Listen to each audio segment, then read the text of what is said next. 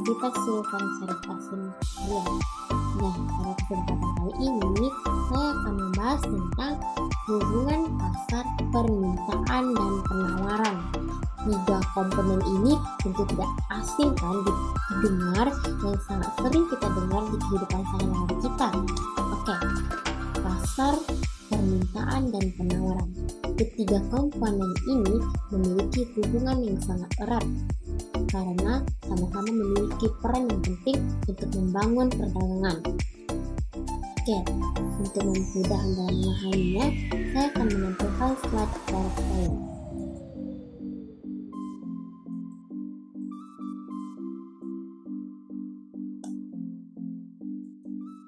Nah, ini terdapat hubungan pasar, permintaan, dan penawaran.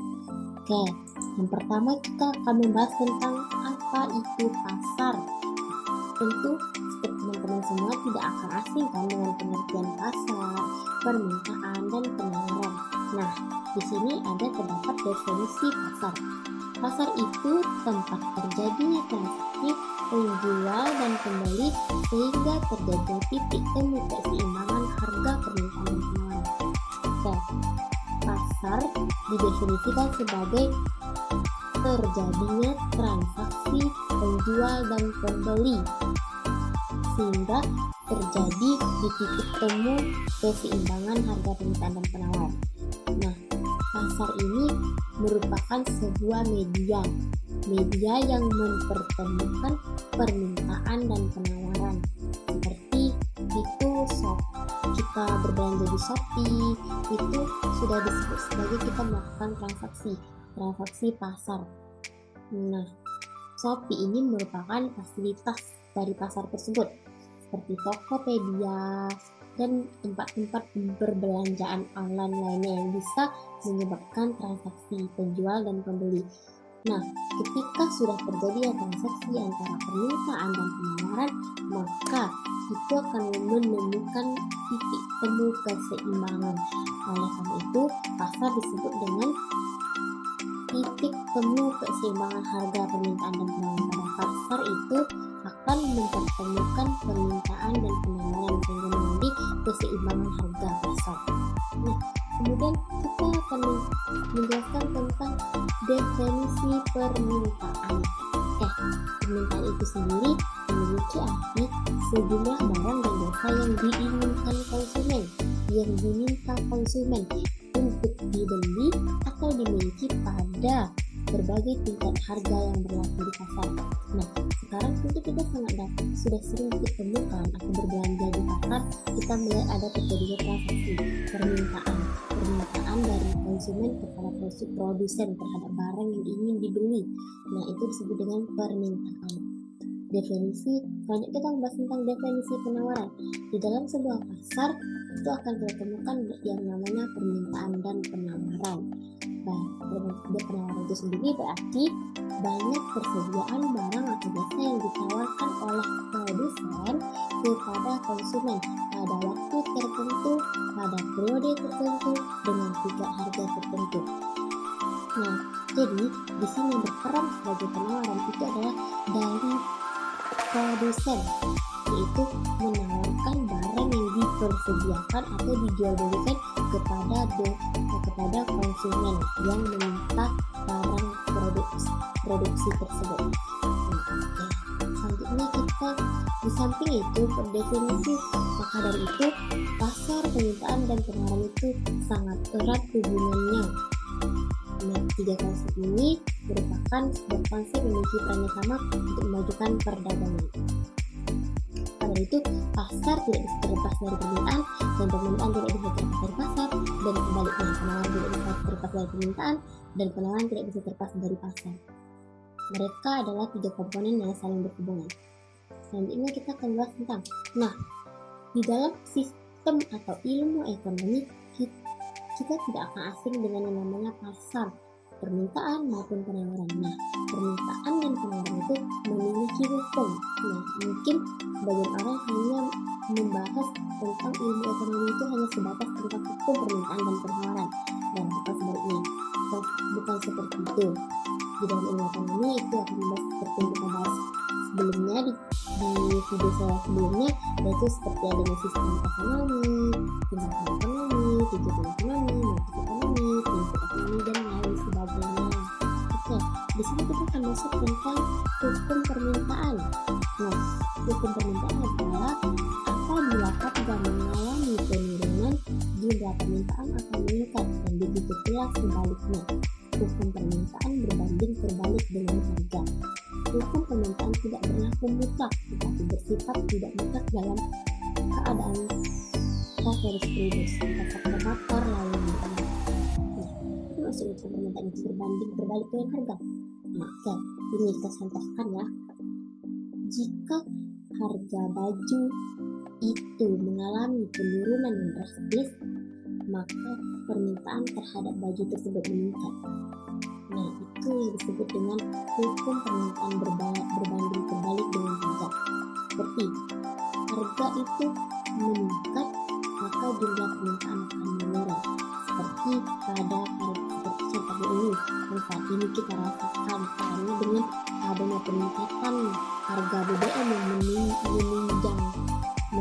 menunjak tinggi sehingga mempengaruhi barang-barang kebutuhan pokok itu meningkat. Seperti contohnya cabai pada saat ini mengalami harga yang meningkat. Nah, ketika harga cabai itu meningkat, maka permintaan terhadap cabai itu menurun. Nah, ketika harga cabai rendah, maka permintaan terhadap cabai itu pun meningkat. Nah, contoh lainnya seperti harga baju. Misalnya di sebuah toko di dekat Universitas Sultan Syarif Qasim Riau II itu terdapat toko fashion remaja. Nah, toko itu menetapkan harga yang rendah. Maka dari itu permintaan terhadap barang pakaian tersebut akan mengalami peningkatan. Nah, begitu juga sebaliknya, jika toko itu menetapkan harga yang tinggi, maka akan menyebabkan turunnya permintaan terhadap barang tersebut. Maka itu disebut dengan hukum permintaan berbanding terbalik dengan harganya. Selanjutnya kita akan membahas tentang hukum penawaran. Hukum penawaran mengatakan apabila harga barang atau jasa meningkat, harga barang atau jasa yang ditawarkan akan meningkat. Nah, hukum penawaran ini apabila harga terhadap suatu barang itu meningkat, maka kualitas penawaran akan semakin meningkat. Contohnya, apabila harga itu dia akan berbanding lurus permintaan, jumlah barang yang ditawarkan akan berbanding lurus dengan harga yang ditawarkan. Seperti ini, dalam sebuah toko baju menetapkan harga yang tinggi. Nah, produsen menawarkan produk kepada konsumen dengan harga yang tinggi, maka dari konsumen kepada produsen menetapkan permintaan penawaran yang rendah terhadap satu barang tersebut, meminta penawaran harga pada barang tersebut. Dan jika harga yang ditawarkan itu rendah, harga barang produk tersebut turun, sehingga penawaran akan juga ikut jumlah penawaran dari konsumen itu juga ikut turun. Maka dari itu disebut dengan hukum penawaran itu berbanding lurus dengan harga atau berbanding seimbang. Selanjutnya kita hubungan permintaan terhadap pasar. Seperti yang saya jelaskan tadi, pasar, permintaan, dan penawaran itu tiga komponen yang saling berhubungan. Permintaan tidak bisa tanpa pasar, dan penawaran pun tidak bisa tanpa pasar. Oke, kita bahas yang pertama adalah hubungan permintaan terhadap pasar. Hubungan permintaan dalam mempengaruhi pasar sangat erat. Meningkatnya kebutuhan manusia sekarang ini menyebabkan sumber daya alam semakin menipis. Kebutuhan ekonomi sama halnya dengan permintaan di saat permintaan pasar semakin hari semakin meningkat, namun persediaan barang atau jasanya sedikit akan mengakibatkan kelangkaan. Fenomena ini mengakibatkan harga pasar pun meningkat. Maka dari kasus ini dapat kita lihat hubungan terhadap permintaan dan pasar itu sangat berpengaruh terhadap permintaan harga pasar. Seperti hukum para permintaan tersebut. Jika harga barang tersebut tinggi, maka itu akan mempengaruhi harga pasar dengan rendahnya permintaan terhadap barang tersebut. Begitu juga sebaliknya. Nah, hubungan penawaran terhadap pasar. Hubungan penawaran berkaitan dengan harga pasar dan jumlah barang yang ditawarkan. Secara lebih spesifik, penawaran menunjukkan seberapa banyak produsen suatu barang maupun mampu menawarkan per periode pada berbagai kemungkinan tingkat harga. Hal lain diasumsikan konstan, jadi semakin rendah harganya, jumlah yang ditawarkan semakin sedikit. Sebaliknya, semakin tinggi harganya, semakin tinggi juga jumlah yang ditawarkan. Nah, itu juga akan mempengaruhi harga pasar.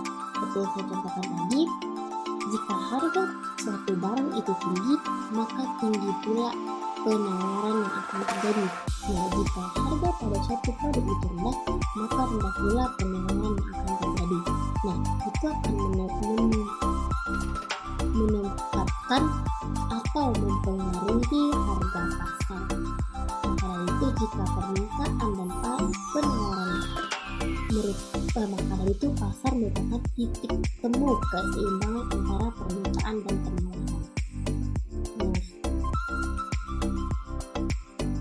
Oleh karena itu, pasar itu sangat erat hubungannya dengan permintaan dan penawaran. Seperti yang saya contohkan seperti yang kita dapat lihat dalam kehidupan sehari-hari kita. Di dalam pasar itu memiliki struktur seperti konsumen, produsen, dan distribusi. Nah, di antara tiga itu juga saling berhubungan. Produsen tidak akan bisa tanpa konsumen.